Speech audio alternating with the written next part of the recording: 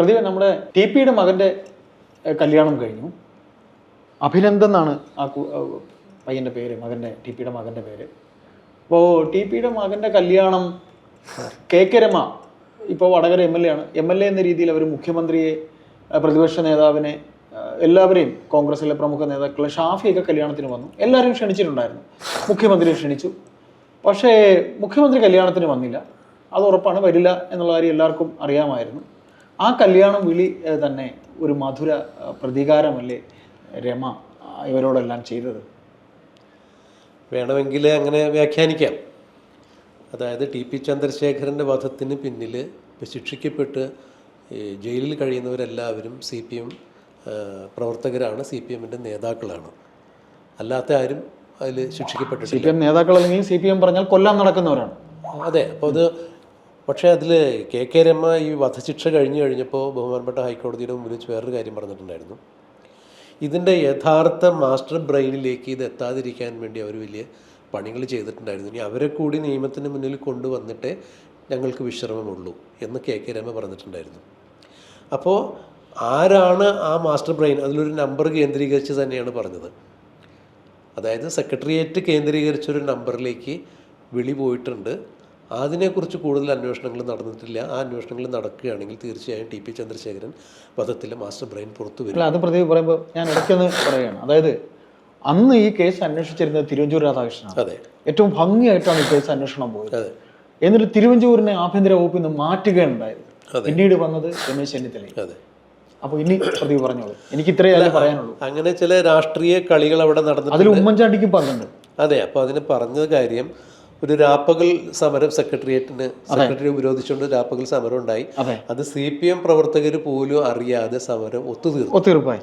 ഈ ഒത്തുതീർപ്പിൻ്റെ പിറകിൽ വച്ചിരുന്ന അജണ്ട ടി.പി. ചന്ദ്രശേഖരൻ കേസുമായി മുന്നോട്ടേക്ക് കൂടുതൽ അന്വേഷണം പോകില്ല എന്നും, അല്ലെങ്കിൽ അവർ പറയുന്ന രീതിയിൽ അന്വേഷണം പോകുകയുള്ളൂ എന്നും, അങ്ങനെയാണെങ്കിൽ അവിടെ സമരം അവസാനിക്കുന്ന എന്നൊരു കരാറിലായിരുന്നു ഇത് മുന്നോട്ട് പോയത് എന്നുള്ളതാണ് പിൽക്കാലത്ത് നമ്മുടെ ചെറിയാൻ ഫിലിപ്പ് ഉൾപ്പെടെയുള്ള ആളുകൾ പറഞ്ഞു. പിന്നെ മാതൃഭൂമിയുടെ ഒരു ലേഖനം ഇത് തന്നെ, അദ്ദേഹം ലേഖനം പോലും എഴുതിണ്ടായി. അതെ. അപ്പോൾ അതൊക്കെ അവിടെ നിൽക്കട്ടെ. ഇപ്പോൾ ടി.പി. ചന്ദ്രശേഖരൻ്റെ വധത്തിന് പുറകിൽ പ്രവർത്തിച്ചിട്ടുള്ള CPM ആണെന്നുള്ള യാതൊരു തർക്കമില്ല. ഈ മാതൃസംഘടനയായ CPM എന്ന് പിരിഞ്ഞ് RMP എന്ന സംഘടനയുണ്ടാക്കി ആശയപരമായി ഈ ടി.പിയെ നേരിടാൻ പറ്റാത്തതുകൊണ്ട്, അതായത് അവിടെ ഒഞ്ചിയം എന്ന് പറഞ്ഞാൽ അറിയാലോ, കമ്മ്യൂണിസ്റ്റിൻ്റെ വിപ്ലവത്തിൻ്റെ ചുവന്ന ഭാഗം മാത്രം പൂക്കുന്ന മണ്ണാണ്. നമ്മുടെ ആലപ്പുഴ പോലെ, ആലപ്പുഴ പുന്നപ്ര പോലെ ഒഞ്ചിയം എന്ന് പറഞ്ഞാൽ ഒഞ്ചിയം എന്ന് പറഞ്ഞാൽ കമ്മ്യൂണിസത്തിന്റെ മണ്ണാണ്. അവിടെ ശ്വസിക്കുന്നത് കമ്മ്യൂണിസമാണ്, വിപ്ലവമാണ്.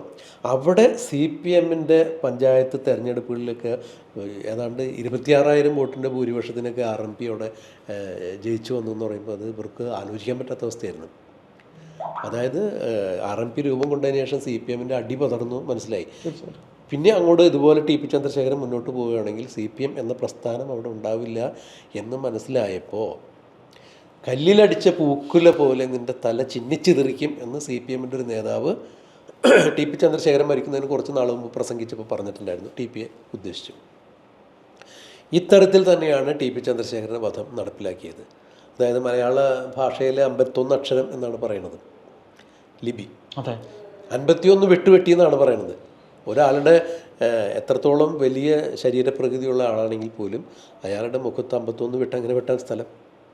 അവിടെയാണ് കൊടിസിനി ഉൾപ്പെടെയുള്ള ആളുകളുടെ മൃഗീയമായ ആ ഒരു ഓപ്പറേഷൻ നടന്നതെന്ന് പറയുന്നത്. അപ്പോൾ അതിനൊക്കെ നേതൃത്വം നൽകിയത് ഇവർ തന്നെയാണ്. അത് രമ ഇപ്പോഴും അടിവരായിട്ട് പറയുന്നുണ്ട്. CPMൻ്റെ സമുന്നതരായ നേതാക്കൾ ഒരുപക്ഷെ പിണറായി വിജയൻ്റെ പേര് പറയുന്നില്ല എന്ന് മാത്രമേ പറയാതെ പറഞ്ഞിട്ടുണ്ട്.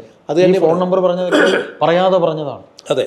അപ്പോൾ അങ്ങനെയുള്ള ആളുകളാണ് ഇതിൻ്റെ പുറകിൽ പ്രവർത്തിച്ച് തൻ്റെ ജീവിതവും തൻ്റെ കുട്ടിയുടെ ജീവിതവും തൻ്റെ ടി.പി. ചന്ദ്രശേഖരൻ്റെ പ്രായമായ അമ്മയുടെ ജീവിതവും എല്ലാം തകർത്തിട്ട് ടി.പി അവരിങ്ങനെ കാലപുരിക്ക് അയക്കുമ്പോൾ രമ അവിടെ തളർന്നിരുന്നില്ല.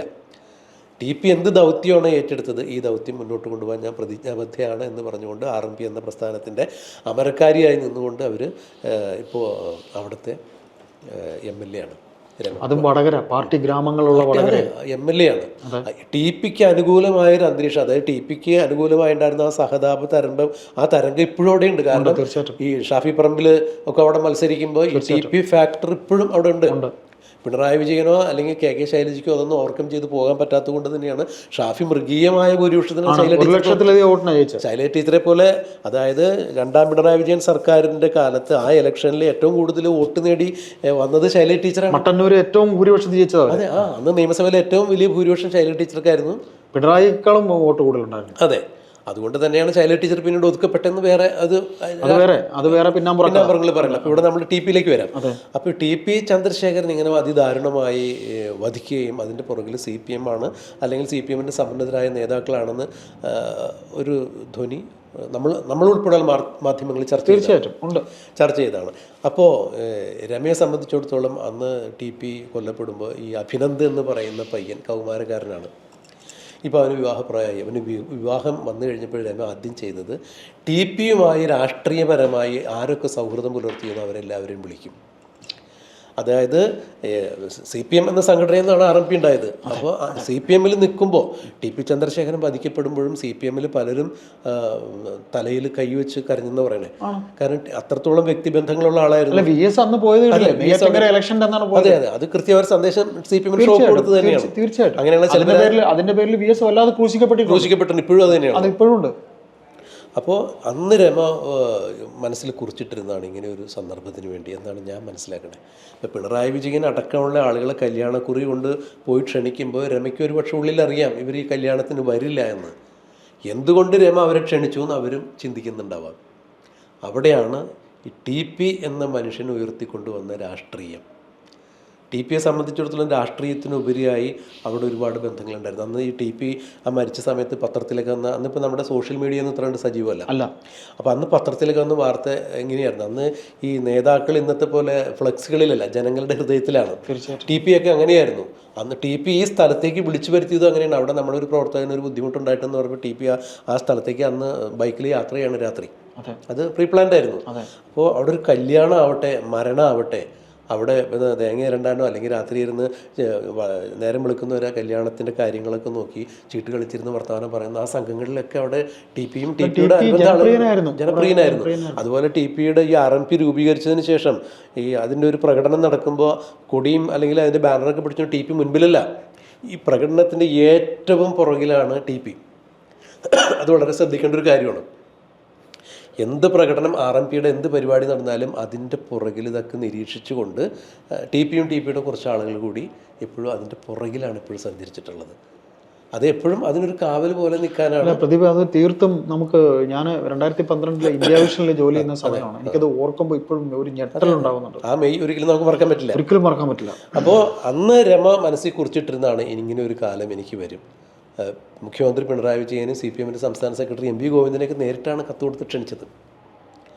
അപ്പോൾ അവർ CPM-ൻ്റെ അകത്തുനിന്ന് ആരും ഇത്തരം ഒരു രാഷ്ട്രീയപരമായ ഒരു ശത്രു നിൽക്കുമ്പോൾ മിക്കവാറും അങ്ങോട്ടും ഇങ്ങോട്ടും ഒക്കെ സഹകരിക്കണം വളരെ ചുരുക്കമാണ്. ഇതിൽ പങ്കെടുത്തവരെ കുറിച്ചൊക്കെ പറയാം. പ്രത്യേകിച്ച് അങ്ങനെ ഒരു സംഭവം CPM-നുണ്ട്. അവിടെയാണ് ഈ CPM-ൻ്റെ സംസ്ഥാന സെക്രട്ടറിയായ MV ഗോവിന്ദനും പിണറായി വിജയനെയൊക്കെ ഞെട്ടിച്ചുകൊണ്ട് സ്പീക്കർ ഷംസീർ ഈ കല്യാണത്തിന് സംബന്ധിക്കുന്നത്. നിയമസഭ നടക്കുന്ന സമയമാണ്. ഒട്ടും അവർക്ക് സമയമില്ല. പ്രത്യേകിച്ച് സ്പീക്കർ അറിയാലോ, സ്പീക്കർ സഭാനാഥനായിട്ട് സഭയിലിരിക്കുമ്പോൾ ഒരു കാരണവശാലും പറ്റില്ല. അപ്പോൾ എന്നിട്ട് പോലും അവിടെ നിന്ന് സമയം കണ്ടെത്തി വടകരയിൽ കല്യാണത്തിന് സംബന്ധിക്കാൻ സ്പീക്കർ എത്തി. ഇത് പിണറായി വിജയനെയും MV ഗോവിന്ദനെയൊക്കെ വല്ലാതെ ചൊടിപ്പിച്ചിട്ടുണ്ട്. ഇത് ചൊടിപ്പിക്കാൻ വേണ്ടി തന്നെയാണ് ഷംസീർ വന്നത്. മാത്രമല്ല, ഭരണപക്ഷത്തെ സ്ത്രീകളെ MLA-മാർ ചിഞ്ചുറാണിയൊക്കെ ഉണ്ടായിരുന്നു. CPI-യുടെ പ്രതിനിധികളാണ്. പ്രതിഭ MLA ഉണ്ടായിരുന്നു, പ്രദീപ് കുമാർ MLA ഉണ്ടായിരുന്നു, നികേഷ് കുമാർ ഉണ്ടായിരുന്നു. അത്തരം ആളുകളൊക്കെ പ്രമുഖരായ ആളുകൾ സ്ത്രീജനങ്ങൾ 2-3 പേരും പങ്കെടുത്തിട്ടുണ്ടായിരുന്നു. പിന്നെ അവിടെ ലോക്കൽ ആയിട്ടുള്ള കുറച്ച് നേതാക്കന്മാരും അവരൊക്കെ ഉണ്ട്. അവരില്ല, അവരൊന്നും ഈ പറഞ്ഞ പോലെ ഇങ്ങനെ ഒരു അലിഖിത നിയമത്തിന്റെ കീഴിൽ വരുന്ന ആളുകളാണല്ലോ. പങ്കെടുക്കാൻ പാടില്ലെന്ന് ലിഖിതമായ ഒരു നിയമമില്ല, അലിഖിതമായ നിയമത്തിന്റെ കീഴിൽ വന്നിരിക്കുകയാണ്. ആ അലിഖിതമായ നിയമം കാറ്റിപ്പറത്തിക്കൊണ്ട് ഇതെനിക്കൊന്നൊരു വിഷയമല്ല, ഞാൻ പോകും, എന്ത് ചെയ്യും കാണട്ടെ എന്നുള്ള രീതിയിൽ തന്നെ ധാർഷ്ട്യത്തോടു കൂടി തന്നെയാണ് പിണറായിയുടെ നാട്ടിലേക്ക് ഷംസീർ വന്നത്. ഇതിന് മറ്റൊരു കാര്യം കൂടിയുണ്ട്. ഈ ഷംസീറിനെ രാഷ്ട്രീയപരമായി ഒതുക്കാൻ വേണ്ടി തന്നെ പ്ലാൻ ചെയ്തുകൊണ്ടാണ്, അല്ലെങ്കിൽ ഷംസീറിൻ്റെ രാഷ്ട്രീയ ഭാവി തടഞ്ഞുകൊണ്ട് എന്ന രീതിയിലാണ് ഇവിടെ മുഹമ്മദ് റിയാസിനെ പിണറായി വിജയൻ ഉയർത്തിക്കൊണ്ടുവന്നത്. ശരിക്കും ഷംസീറിനാണ് ഏറ്റവും കൂടുതൽ ബുദ്ധിമുട്ടുണ്ടായത്. സ്വരാജിനുണ്ടായിരുന്നു. സ്വരാജിന് വേണ്ടി ആരും ഉണ്ടായിരുന്നില്ല. ഷംസീറിന് പറയാൻ ഷംസീർ കോടിയേരി ബാലകൃഷ്ണന്റെ വത്സല ശിഷ്യനായിരുന്നു. കോടിയേരി പക്ഷത്ത് അടിയുറച്ച ആള് തന്നെയായിരുന്നു. കോടിയേരി പറഞ്ഞിട്ട് തന്നെയാണ് സ്പീക്കർ ആക്കിയത്. അതെ, അന്നേ മുതൽ പിണറായിക്ക് ഷംസീറിനോട് ആ രീതിയിൽ കലിപ്പുണ്ട്. കാര്യം കോടിയേരി സംസ്ഥാന സെക്രട്ടറി ആയിരുന്നപ്പോഴാണ് പിണറായി വിജയനെ സംബന്ധിച്ചിടത്തോളം കൂടുതൽ തലവേദനയില്ലാണ്ട് ഭരണം മുന്നോട്ട് കൊണ്ടുപോകാൻ ഇടയ്ക്ക് രണ്ടിനും ഇടയ്ക്ക് നിന്നുകൊണ്ട് അതെ പാർട്ടിക്കും ഭരണത്തിനും ഇടയിൽ CPM ഒരു ജനകീയ മുഖം പിണറായിക്കാൾ കൂടുതൽ കോടിയേരി ബാലകൃഷ്ണൻ. CPM ചിരിക്കുന്ന മുഖം എന്നാണ് കോടിയേരി ബാലകൃഷ്ണൻ പറയുന്നത്. അല്ല, VS ഒപ്പവും പിണറായിക്കൊപ്പം VS ഗവൺമെന്റിലെ ആഭ്യന്തരമന്ത്രിയായിരുന്നു. അതെ, അപ്പൊ അതിൽ നിന്നുകൊണ്ട് പിണറായിയെ നയത്തിൽ കൊണ്ടുപോയതൊക്കെ കോടിയേരിയാണ്. ഇപ്പൊ ശരിക്കും ആ ഗ്യാപ്പ് അറിയുന്നുണ്ട്. കോടിയേരിയെ പോലെയുള്ള ഒരു നേതാവ് പ്രതിപക്ഷ പ്രസ്ഥാനത്തിൽ ഇല്ലാത്തതിന്റെ തീർച്ചയായിട്ടും പിന്നെ അപ്പോ ഇതെല്ലാം മനസ്സിൽ വെച്ചുകൊണ്ട് തന്നെ, അതായത് തനിക്ക് രാഷ്ട്രീയപരമായിട്ടുള്ള ഔന്നത്യത്തിൽ എത്താനുള്ള സാധ്യതകളെ തടഞ്ഞ പിണറായി വിജയന് കൃത്യമായി ഒരു മറുപടി കൊടുക്കുക. അഥവാ രാഷ്ട്രീയം എന്ന് പറഞ്ഞാൽ കൊലപാതക രാഷ്ട്രീയത്തിൽ നിന്ന് ജനങ്ങളും നേതാക്കളും മാറേണ്ട ഒരു സമയം അതിക്രമിച്ചു. വ്യക്തിവൈരാഗ്യമല്ല, ആശയത്തെ ആശയം കൊണ്ട് നേരിടാനായിരിക്കണം എല്ലാവരും തുനിയേണ്ടത് എന്നുള്ളതിൻ്റെ വ്യക്തമായ സന്ദേശം കൊടുത്തുകൊണ്ട് ഒരുപക്ഷെ പിണറായി വിജയൻ്റെ കരണം പുകച്ച് ഒരു തീരുമാനമാണ് ഷംസീർ എടുത്തതെന്നാണ് എനിക്ക് ഈ കാര്യത്തിൽ വ്യക്തിപരമായിട്ട് പറയാനുള്ളത്. കാരണം അല്ല എന്നുണ്ടെങ്കിൽ എന്തുകൊണ്ടാണ് ശൈലജ ടീച്ചറിനൊന്നും ഈ TP ചന്ദ്രശേഖരന്റെ വധവുമായിട്ട് ബന്ധപ്പെട്ട് എവിടെ ഒരു ബന്ധമൊന്നും ആരും പറഞ്ഞിട്ടില്ല. ഇനി അങ്ങനെയൊന്നുമില്ല. അപ്പോൾ ഈ ശൈലജ ടീച്ചർ എന്താണ് CPM-ന്റെ അവിടുത്തെ വലിയ നേതാക്കളാണ്. അപ്പൊ KK രമയെ MLA സംബന്ധിച്ചിടത്തോളം ജനപ്രതിനിധി എന്ന രീതിയിൽ ഇവരെല്ലാവരെയും വിളിച്ചിട്ടുണ്ട്. അപ്പൊ ഇവരൊക്കെ വരാത്ത ഈ സ്ഥാനത്താണ് നിയമസഭയിൽ അത്യുന്നത സ്ഥാനത്തിരിക്കുന്ന ഒരാൾ പിണറായി വിജയനെയും MV ഗോവിന്ദനെയും ഒക്കെ വെല്ലുവിളിച്ചുകൊണ്ട് തന്നെ ഈ കല്യാണത്തിന് എത്തിക്കണം. ഇവിടെ MV ഗോവിന്ദന് വേറൊരു പ്രസ്താവന വന്നിട്ടുണ്ടായിരുന്നു.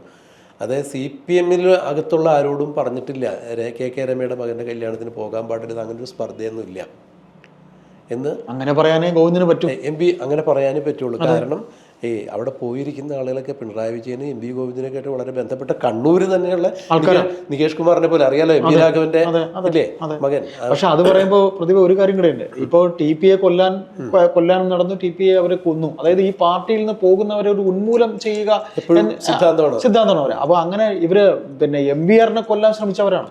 CP ജോൺ ഇന്നും പറയും MVR-നെ നിരന്തരം പിറകെ നടന്നു വേട്ടയാടിയവരാണ്. എന്നിട്ട് അവസാനം എന്തായി?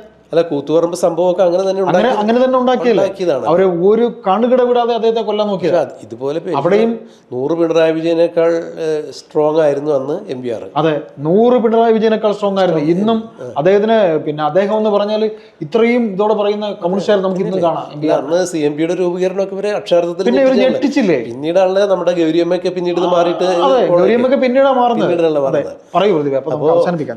ഈ സംഭവം ഷംസീറിനെ സംബന്ധിച്ചിടത്തോളം ഇതൊരു മധുര പ്രതികാരമാണ്. തീർച്ചയായിട്ടും ഷംസീർ സഭയിലും വളരെ നന്നായിട്ടാണ് ചെയ്യുന്നുണ്ട്. സഭയിൽ വളരെ നന്നായിട്ട് പ്രതിപക്ഷത്തിലേക്ക് സഭയിൽ മുഹമ്മദ് റിയാസും ഷംസീറും നേരെ കൊമ്പ് കോർത്തുമ്പോൾ പല വിഷയങ്ങളിൽ. അപ്പോൾ തനിക്ക് പറയാനുള്ള കാര്യങ്ങൾ വ്യക്തമായിട്ട് ഷംസീർ എപ്പോഴും പറയും. TP ചന്ദ്രശേഖരനും ഷംസീറും തമ്മിലുണ്ടായിരുന്ന അവർ തലശ്ശേരിക്കാരാണല്ലോ. ആ ഒരു ബന്ധം, ആത്മബന്ധം ഇതിൽ തീർച്ചയായിട്ടും കാണിച്ചു. ആരൊക്കെ ഇടപെട്ടാലും രാഷ്ട്രീയത്തിനുപരിയാണ് വ്യക്തിബന്ധമെന്നും മനുഷ്യബന്ധമെന്നും ഉള്ള കൃത്യമായിട്ട് സ്പീക്കർ ഷംസീറിനെ പറഞ്ഞ പോലെ ആശയപരമായിട്ട് നമ്മൾ ആശയം കൊണ്ട് നേരിടണം. ആശയം കൊണ്ട് നേരിടണം, അതല്ലാതെ വ്യക്തിവൈരാഗ്യമല്ല കാണിക്കേണ്ടത്. അല്ല, ഇതെല്ലാം എല്ലാ രാഷ്ട്രീയക്കാരും രാജ്യത്തിന് വേണ്ടി നാടിന് വേണ്ടി പ്രവർത്തിക്കുമ്പോൾ ആശയങ്ങളുടെ വ്യത്യാസം മാത്രമേ ഉള്ളൂ. അല്ലേ, കമ്മ്യൂണിസം സോഷ്യലിസം ഒക്കെ തമ്മിൽ ഇസങ്ങളുടെ പ്രായോഗിക തലത്തിലാണ് വ്യത്യാസം മാത്രമേ ഉള്ളൂ. പക്ഷെ ഇതെല്ലാം മനുഷ്യന് വേണ്ടിയാണെന്ന് പറയുമ്പോൾ ഒരു മനുഷ്യനെ കൊന്നിട്ട് പിന്നെ എങ്ങനെ മറ്റൊരു ഇസം പ്രചരിപ്പിക്കുക? അവിടെയാണല്ലോ നമുക്കത് അനുകൂലിക്കാൻ പറ്റാതെ വരിക. ഏതായാലും പ്രതിഭ ഒരു കാര്യം നമുക്ക് ചർച്ച അവസാനിപ്പിക്കുമ്പോൾ പ്രതിഭ പറയാം, ഞാൻ പറയാം. അല്ല, ഇതിലിപ്പോൾ എനിക്കിതിൽ നിന്ന് മനസ്സിലാക്കാൻ പറ്റിയൊരു കാര്യം, മനുഷ്യന് വേണ്ടിയാണ് രാഷ്ട്രീയമാവട്ടെ മതമാവട്ടെ മറ്റ് ഇതര എന്ത് സ്ഥാപനങ്ങൾ നിലകൊള്ളേണ്ടത്, അല്ലെങ്കിൽ എന്ത് തത്വസംഹിത നിലകൊള്ളേണ്ടത്, അവിടെ വ്യക്തിപരമായിട്ടുള്ള ഒരാളെ എതിർക്കുകയോ അല്ലെങ്കിൽ ആദർശം കൊണ്ട് ആശയം കൊണ്ട് എതിർക്കാതെ വ്യക്തിപരമായ ഒരു ആളെ ഉന്മൂലനം ചെയ്തിട്ടല്ല ഒരു എതിർപ്പ് പ്രകടിപ്പിക്കേണ്ടത്. അതൊരു കാരണവശാലും സഹിക്കത്തക്കതിൽ അതിനെ അനുകൂലിക്കാൻ എൻ്റെ രാഷ്ട്രീയം എന്നെ അനുവദിക്കുന്നില്ല എന്ന വ്യക്തമായ സന്ദേശം പിണറായി വിജയനും MV ഗോവിന്ദനും CPM-നും കണ്ണൂർ ലോബിക്കും കൊടുത്തുകൊണ്ട് തന്നെയാണ് ഷംസീർ ഈ TP-യുടെ കല്യാണത്തിന് എത്തിയത്. KK രമയെ സംബന്ധിച്ചിടത്തോളം അത് വലിയ സന്തോഷം തന്നെയാണ്. KK രമയെ സംബന്ധിച്ചിടത്തോളം വിജയമാണ്. അത് തീർച്ചയായിട്ടും അവരെ മധുര പ്രതികാരം തന്നെയാണ്. തീർച്ചയായിട്ടും നമ്മൾ തുടക്കത്തിൽ പറഞ്ഞ പോലെ തന്നെ രമ ഇതിലൂടെ ഒരു മധുര പ്രതികാരമാണ്. കാര്യം അവർ സഭയിലേക്ക് വരുമ്പോൾ ഇവർക്ക് തല കുമ്പിട്ടിരിക്കേണ്ട അവസ്ഥയല്ല. രമയെ ഫേസ് ചെയ്യാൻ പറ്റാത്തതുകൊണ്ട് പിണറായി സഭയിൽ നിന്ന് മാറിയുന്ന അവസരങ്ങളുണ്ട്. ഇപ്പോഴും TP-യെ ഇവരൊക്കെ ഇപ്പോഴും ഭയക്കുന്നു. ആ പാപഭാരത്തിൽ തന്നെയാണ് ഇപ്പോഴും ഇപ്പോഴും CPM യാതൊരു തർക്കമില്ല. പക്ഷെ അതിനിപ്പോ കാലം രമയ്ക്ക് അങ്ങനെ ഒരു അവസരം കൊടുത്തു. രമ അത് അല്ല പ്രതിഭ, ഇങ്ങനെ CPM ആരെയൊക്കെ വേട്ടയാടിയിട്ടുണ്ടോ അതിനെല്ലാം കാലം അവർക്ക് മറുപടി കൊടുക്കുന്നത് നമുക്ക് കാണാൻ സാധിക്കും. ഇതുപോലെ പല അവസരങ്ങളിലൂടെ നമുക്ക് കാണേണ്ടി വരും. അതായത് കായികമായിട്ടുള്ള ആളെ ഇല്ലാതാക്കുന്നതല്ല മധുരമായിട്ടുള്ള പ്രതികാരം. രമ അത് തന്നെയാണ് ഈ വിഷയത്തിലൂടെ തെളിയിച്ചതെന്നാണ് എനിക്ക് മനസ്സിലാക്കാൻ സാധിച്ചത്. ഷംസീറിൻ്റെ അതിലും വലിയ ഒരു എന്താണ് രാഷ്ട്രീയപരമായ ഒരാൾ എങ്ങനെയായിരിക്കണം, നേതാവ് എന്തായിരിക്കണം, മനുഷ്യത്വത്തിന് കൊടുക്കേണ്ട വില എന്താണെന്നുള്ളത് കൃത്യമായി തെളിയിച്ചു. അത് തന്നെയാണ് ഇതിലൂടെ ഞാൻ മനസ്സിലാക്കിയത്. തീർച്ചയായിട്ടും അതിനോട് ഞാൻ യോജിക്കുന്നു. ഓക്കെ.